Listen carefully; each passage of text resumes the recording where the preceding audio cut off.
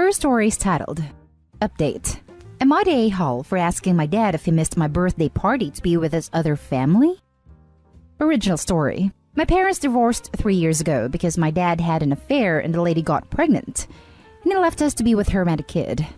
My sister and I hate him, but our mom still wants us to have a relationship with him, so we see him once or twice a month to make her happy. My sister and I turned 16 on Saturday, twins. We had a party in the park with our aunts, uncles, cousins, and grandparents from both sides of the family. We all wore masks. The only person who didn't come was my dad. He came over yesterday to drop off our present. I swear it was made for an 8-year-old, and said that he was sorry that he couldn't come to our birthday and that he was busy. He lost his job in May and has been sitting on his butt playing video games since because nobody's hiring, so I know he wasn't working. I asked him exactly why he couldn't come to our birthday, and he just said that he was busy. So I looked at him and asked if the reason he missed our 16th birthday was because he wanted to be with his other family instead. He left without saying anything, and I've been banned from their house for being rude.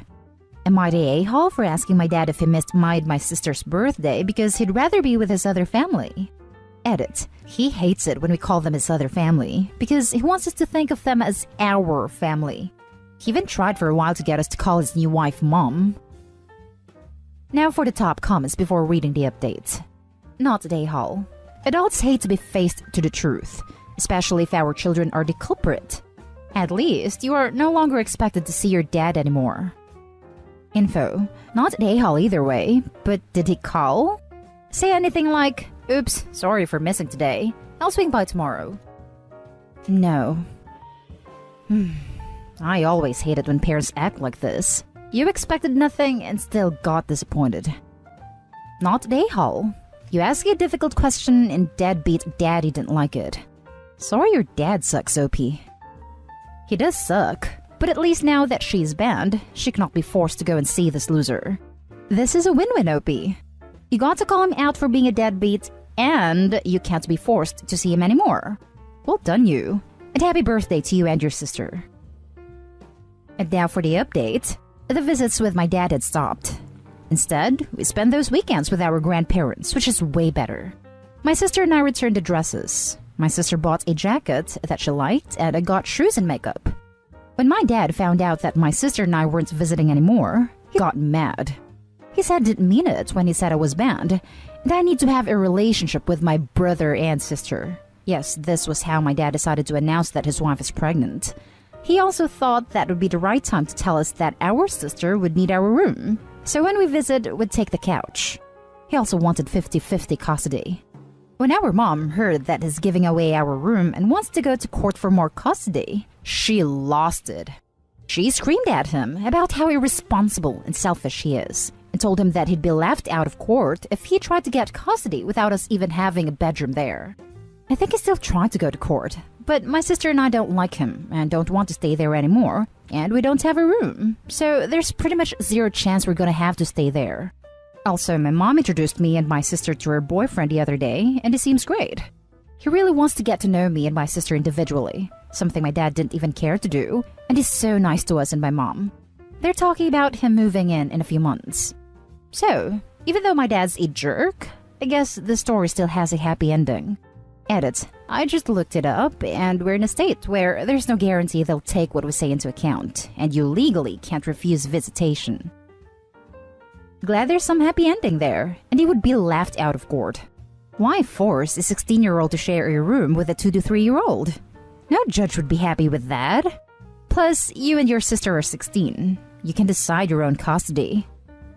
He's not making us share a room with our half-brother. He wants us to sleep on the couch. Wait a minute, was that couch singular? Is he not only denying you and your twin a bed, but also expecting you to share a couch? Yeah, it's a pull-out couch though, so he thinks it's perfectly fine.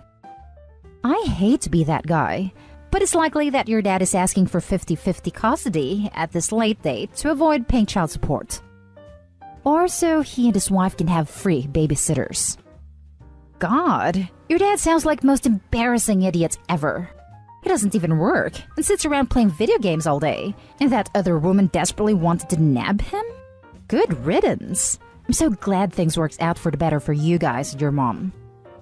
Right. Imagine how pissed off she must be. Congrats, you stole your man. Have a potato that does nothing but consume resources and impregnates you. Oh, and have fun spending part of your paycheck on his child support. Mwah. Now for the next story. Am I the a-hole for shaming my family for not supporting me enough during my cancer treatment? I think I'm in the right on this, but I've also been told I'm an abrasive a-hole, so maybe I should have handled this differently. I'm 25 female and have cancer. I'm not going to die. We got it early enough to know that I will survive this. Chemo sucks. I'm already sick of the G.I. Jane / Natalie Portman / Imperator Furiosa jokes after I shaved my head, but at least I can now smoke pot in a state that bans recreational marijuana use.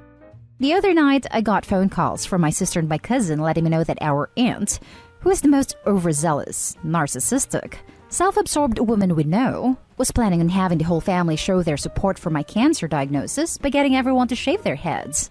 Personally, I always thought this stunt was really stupid, and my sister and cousin are against this for a number of reasons.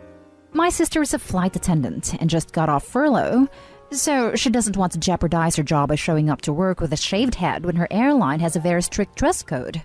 My cousin is 14, has waist-length red hair that makes her look like a ginger Rapunzel, and is already dealing with self-esteem issues. Her hair is the only thing she likes about herself, so shaving it off would destroy her mentally. They tried to talk my aunt out of it, but she wasn't budging. We think my aunt is doing this to get clout on social media, maybe even get an article in People. I don't know. Like I said, she will make anything about her. So without naming names, I made this post on Facebook letting everyone in our family know that the jig is up. The gist was that I don't want to see anyone shaving their heads in the name of supporting me just because I have cancer, especially when some of them were the ones behind the G.I. Jane jokes. Instead of doing something that would make them feel good about themselves, why not do something to make me feel good? Like, oh, I don't know, driving me to my appointments now and then, or helping around the apartment or cooking when I don't feel like Hot Pockets again. Just something to make my routine a little easier while I deal with the chemo side effects. Hell, even a lemonade stand will do because this is America and our healthcare system is a joke. This backfired. And now many of my relatives, spearheaded by my aunt, are putting me on blast by calling me ungrateful. I should be happy to see that I have my whole family supporting me in my battle, barf, by doing this selfless act. They even went as far as to say that I was acting like a brat by saying they don't help out enough, and what I'm asking for is too much. Even though they have done diddly squat since I got my diagnosis. So now, my family, except my sister and cousin, think I am an entitled jerk who is using her cancer diagnosis to get more out of them. And maybe I am the a-hole for how I handled this. I need a second opinion. Now for the top comments. Not an a-hole. You are the one with cancer. You are the one who needs the extra help. And guess what? Forcing a 14-year-old girl to shave her head is gonna do what? Having your poor sister who just got her job back put that in jeopardy is going to do what exactly? Play the cancer card. I have cancer. Bug off. I know, right? I'm not a fan of our extended family, but I love my sister and cousin.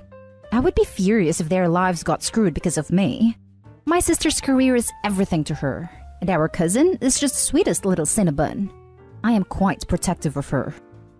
Dear family, it has come to my attention that some of you think I'm attempting to use the cancer card to guilt you into supporting me through my treatment.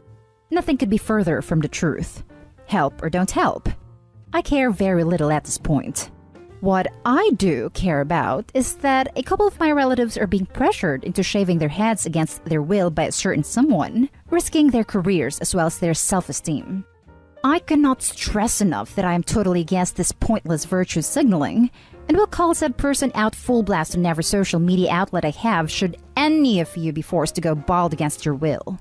I apologize if my first post made me seem entitled and selfish, but I'm sick. Yes, cancer card played. And tired of the self-righteous BS and a certain someone's desire to gain likes at my expense. You know who you are. Stop it now. Love, Opie. Not an a-hole. Not an a-hole. I had cancer, so I'm sorry to hear that. I know firsthand it sucks. They're trying to make you feel like the a-hole because they want to support you in the way they feel like supporting you, and not the way you want to be supported. That's complete BS in my opinion. Forgive me if I'm making an assumption here, but it sounds like you have attention monsters on your hands here. They're unwanted and unneeded. It sounds like your aunt especially wants to talk about this when asked, so people can say, "Oh, how nice of you to join her," so she can look good. It's crap and you really don't need it on top of this. Not day haul. This support is what people who don't want to provide actual help do. To save face and gain social points, just like you pointed out. Your aunt can bug right off. Take my word for it. I'm just about to go no contact on this branch of the family. I'll make my own family with my sister and cousin. Now for the last story. Am I the a-hole for refusing to drive my granddaughter home from school after this summer? My son and his wife had an almost 4-year-old daughter together. Last year, they had to move from City A to City B, about 20 minutes without traffic, away because it's cheaper to live there.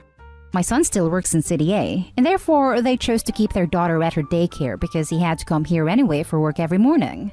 I also live in City A and work there. I get done with work around 3. The issue is my daughter-in-law doesn't drive. My son does, but he doesn't get done with work until 7 and the daycare closes at 5:30. They came to me last year and asked if I would mind driving my granddaughter home every day. They offered to give me gas money, and at first I agreed because it seemed like good arrangement. I work close to her daycare and get off before they close. After a year though, it's became a problem. There often isn't traffic on my way there, but I get caught up in it on my way home. Honestly, while it's only 3 days a week, it's become such a chore, and while I love my granddaughter, I couldn't keep it up. I did warn my son and daughter-in-law a few times that I wasn't sure how much longer I could do this, and they told me that once she turned 4, they plan to send her to a preschool close to daughter-in-law's work. So I figured the end was in sight. Recently I mentioned something about preschool, and my daughter-in-law said it was too expensive, and since the daycare does a lot of activities with my granddaughter, they want to keep her there. I said okay, but I was done driving once she turned 4. I said that we originally agreed it'd end then. This also gives them 4 months to find a new daycare or figure out a new ride situation. Now my son and daughter-in-law are upset with me, because apparently they have no one else that can drive her home from her daycare, and they'll have to move her to one that's closer, which will be traumatic. She's a very social and bubbly little girl. I said I'm sure she'll be fine switching to a new school. That was the plan in a way, wasn't it? They told me that they guessed they'll have to do fine somewhere else, then started guilting me that I was causing her daycare to lose money. I said that wasn't my problem. They also say I have no good reason to stop, but I pointed out I don't need a reason. I've still been driving my granddaughter home as she doesn't turn 4 until the summer, but things are tense. Am I the a-hole? Edit, please stop judging my daughter-in-law for not driving. She has a medical condition that prohibits her from driving. Not the a-hole. They're being completely unreasonable and ungrateful to boot. If you feel like being a saint among saints, you can offer to drive her to your house and watch her until her dad gets off work. I have no interest in watching her. I love her, but she is a handful, and I couldn't watch her even for a couple of hours a night. That's perfectly fine. Good luck with your kid and his partner. They sound like a handful too. Since daughter-in-law can't drive due to a medical condition, she can take an Uber to pick up their daughter. I bet they'll find a preschool is much cheaper than using Uber 3 days a week. Not a day-haul. They're being lazy and cheap. You gave multiple warnings, well, in advance. You all agreed on a course of action that resolved things and an end date. Then they unilaterally backed out and didn't tell you. If you hadn't brought it up, I can imagine them calling the week after her birthday, wondering why you weren't picking her up. They still have ample time to find an alternative arrangement. They just don't want to, because it's easier to make you do it and not change. Be careful not to fall into the trap of explaining your choice. Just stick with, "I'm sorry, it's impossible," and you should be golden. For what it's worth, the daycare will not lose money. Any daycare worth its salt has a mile-long wait list of children ready to step into a vacancy. Not day haul. Been there, done that. I used to schlep someone from Minneapolis to St. Paul every day. It got old, but I kept up my agreement and did it for a year. They squawked when I said that once the year was up, I was done with that. This was temporary, but they wanted it for as long as they wanted it. Kind of like your son and daughter-in-law. Excuses, excuses, but it eats into your day, and this isn't your child. You already raised yours. And that's the end of this video, folks. As always, leave a comment and hit like and subscribe. And if you want more of this content, turn your notification on to get updated on the latest videos. And I'll catch you in the next one. Stay safe.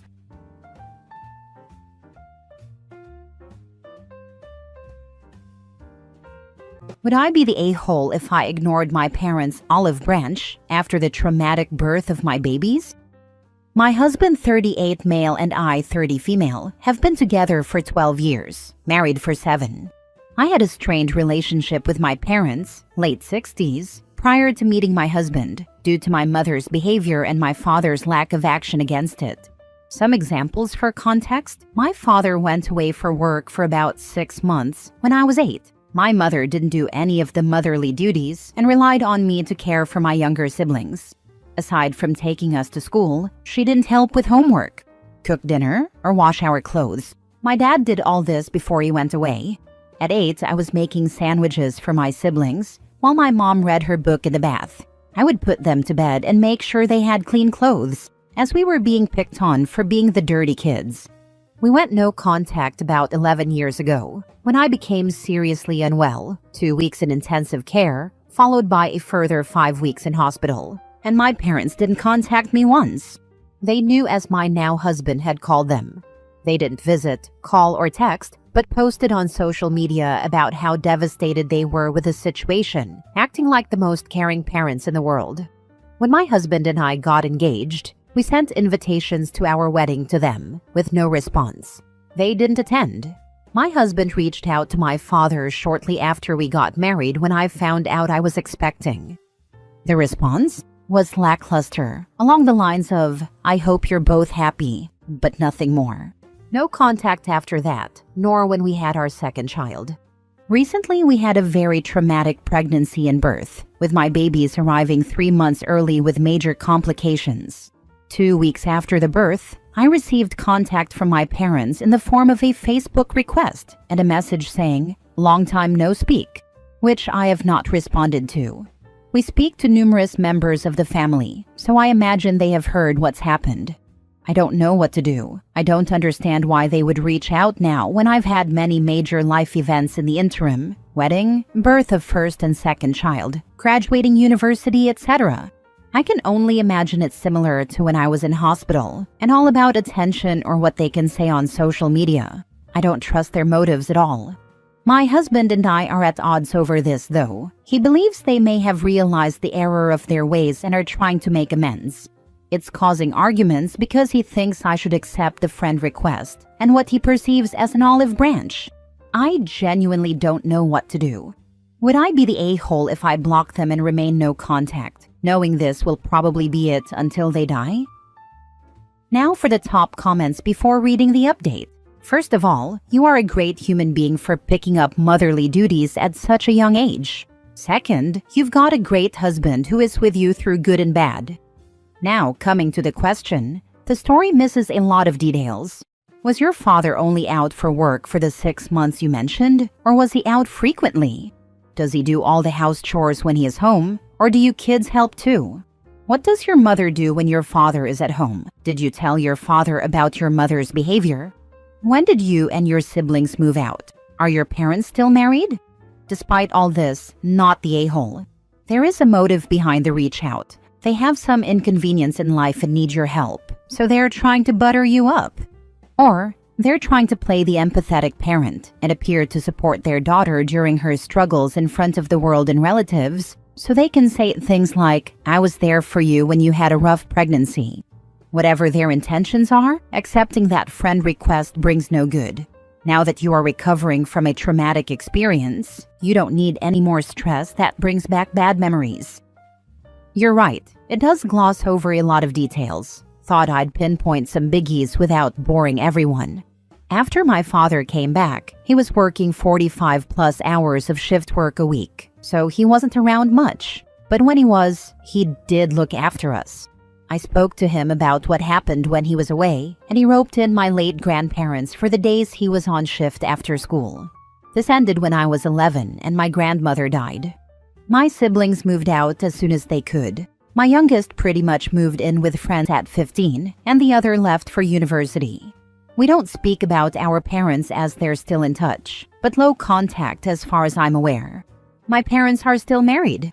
My husband thinks our kids should know their biological grandparents and has never really grasped the extent of their behavior toward me and my siblings, but his intentions are good, since they do ask questions. If my parents were split, I would possibly go low contact with my father but would never let my mother near my children. Thank you. I wasn't sure if my postpartum hormones and current state of mind was clouding my judgment. Not the a-hole. It comes across that your husband has not had abusive parents and so cannot understand what you've been through. I would not contact them at all. They do not deserve to be a part of your or your children's lives. They forfeited those rights when they neglected you and parentified you as a child. That is abuse. I agree with you, but I want to point out that you don't need to have lived through abuse to have empathy for people who have, or at least to respect their opinion on the matter, even if you don't fully understand it. I don't speak to my brother for reasons I won't get into.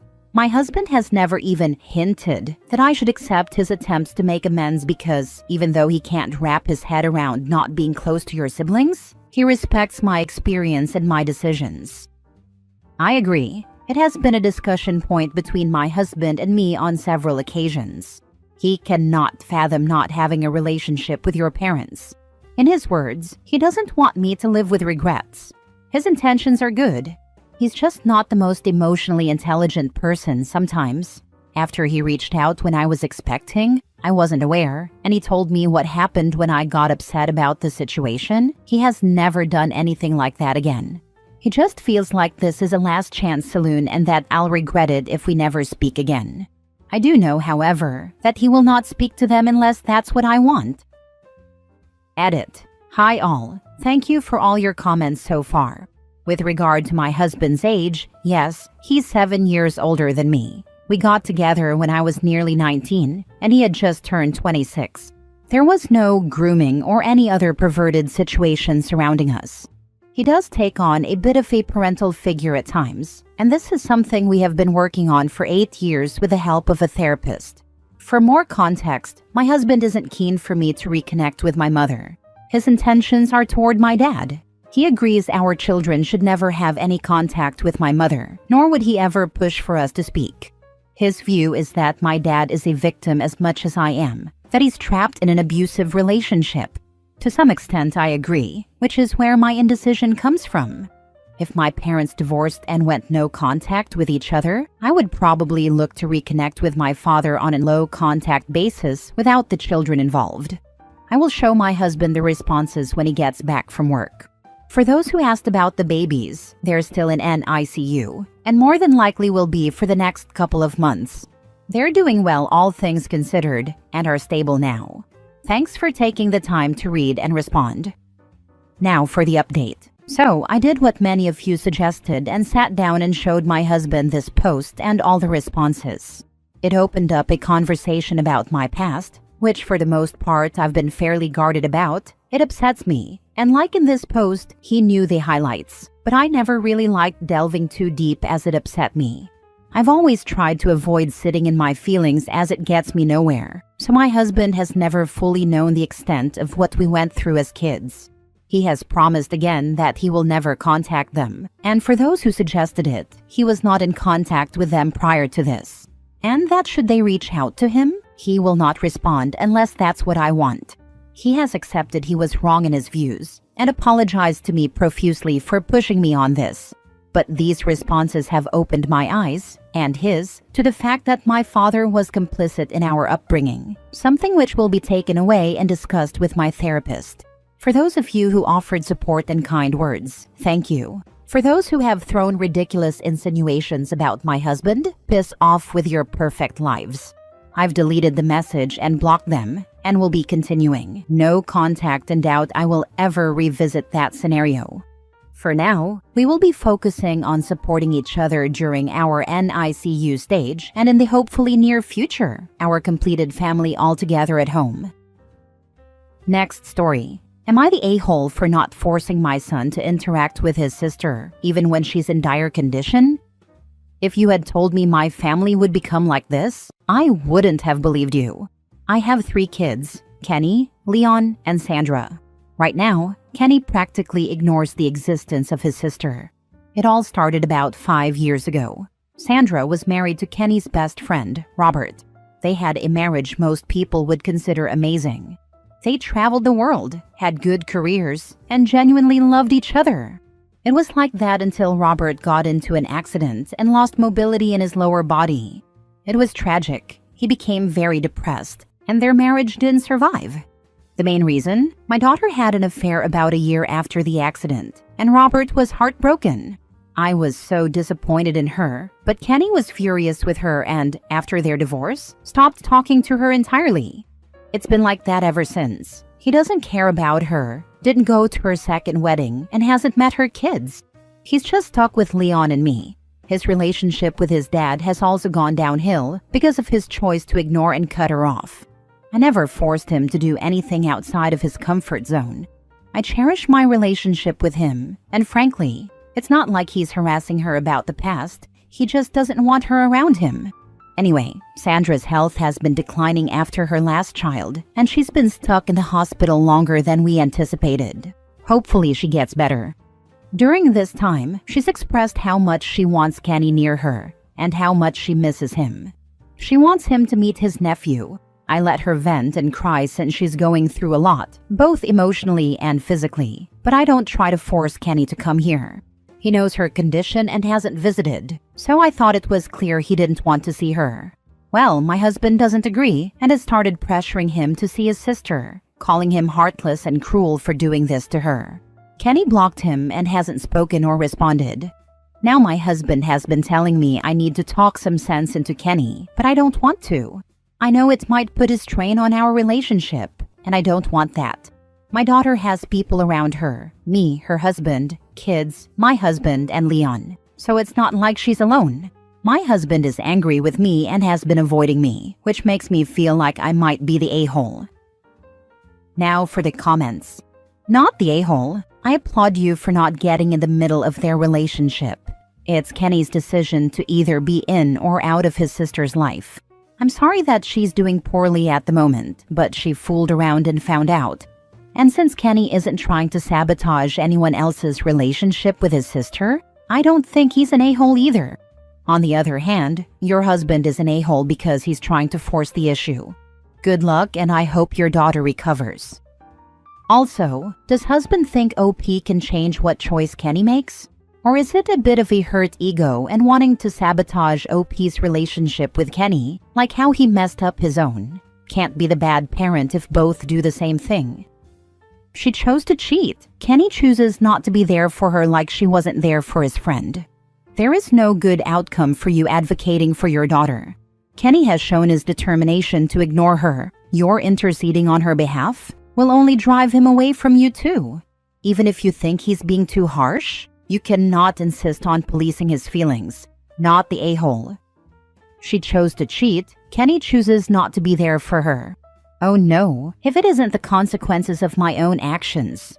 She may want reconciliation, but it's not hers to expect or demand. This is the result of her actions. It's not a punishment. It's just life. Cheaters always think they are worth more than their actual value. That's why they cheat. That's why they can't understand when someone doesn't want them. Listen to her narrative. It's still me, me, me. She doesn't actually care about her brother, and he knows it. Not the a-hole. Not the a-hole. Stay out of it. We all have a moral compass. Granted, it is a wide sliding scale. It would seem that Kenny's has led him to not want to be associated with his sister. He is not berating her or trying to turn others against her. Take a step back and look at the big picture. Your daughter abandoned her husband after his health declined, causing further damage with increased depression. It sounds like Kenny continued to have a front row seat to his friend's pain, while your daughter went on to have a new marriage and children. Now because she is having health issues, everyone should come running to support her. Does your husband expect her ex-husband to show sympathy too? Your husband is destroying his relationship with his son, if he hasn't already done so. Last story. My brother left me to deal with our abusive dad when I was a teen. Am I the a-hole for not wanting to do anything with him anymore years later? Growing up, my dad was abusive to me, 40 male, and my older brother Zach, 42 male. It got worse after our mom died, and then he started a new family with his new wife and 2 half-siblings. I always thought that as long as I had my brother and we stuck by each other, we would be fine. Well, he thought differently. When he turned 18, he just left me. He dropped a note saying he couldn't do this anymore and that he was sorry, but he needed to do it for himself. He blocked me and disappeared. When my dad got the news, he was devastated, and I guess that was the push he needed to try to do better by me. He tried forcing me to spend time with him and went on about how sorry he was for how he treated me and Zach. I've never forgiven him. I hated how he could flip a switch for his new wife and kids when he was an abusive piece of crap to me. After I turned 19, I cut him off completely. My life was a mess in my 20s. I turned to alcohol, got into fights, hung out with the wrong people and all that jazz. I got better after a couple of years since I almost died at one point. I turned my life around, got a great job, fell in love with my wife Saria, and had 4 daughters. My life has been great. I never thought I'd find the happiness I have. But hey, I'm not going to complain.